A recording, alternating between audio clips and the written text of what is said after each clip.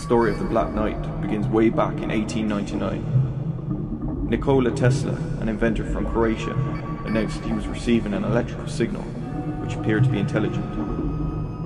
The signal was clearly repeated periodically with such a clear suggestion of number and order. This led him to believe that the signal was extraterrestrial communication. At first, he assumed that they were originating from Mars. Later, he changed that opinion and stated in a conference that the signal was coming from somewhere else in space.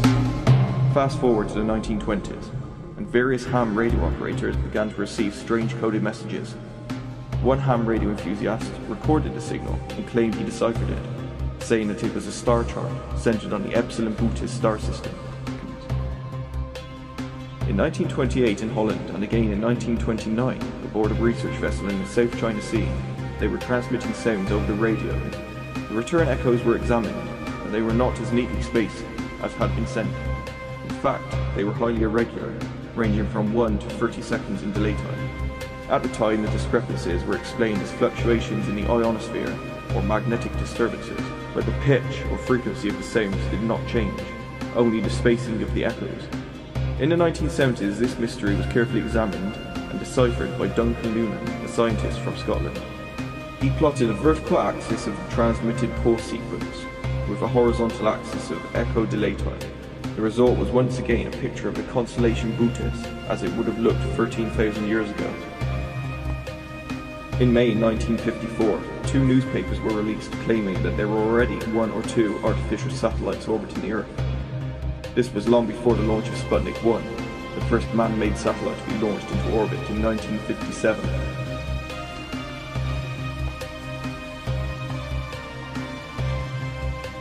Almost 6 years later, in February 1960, the North American Air Defense System detected a radar echo.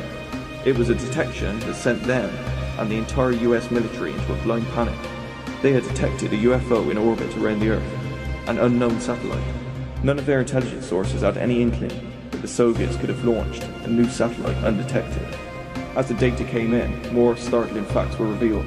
The UFO satellite was in a polar orbit, something that the USA had not been able to achieve. The size of the satellite was estimated to be in excess of 15 tons. It was not, however, a Soviet satellite. In fact, they too had detected the UFO satellite, and they too were also in a blind panic. The Americans dubbed the UFO satellite the Black Knight, after the British rocketry program of the day, although the Americans knew there was no way the British could have launched such a beast. The military attached so much importance to this mystery satellite that they created a special committee to gather information and study the satellite. The committee's findings were kept secret, and the sightings were forgotten.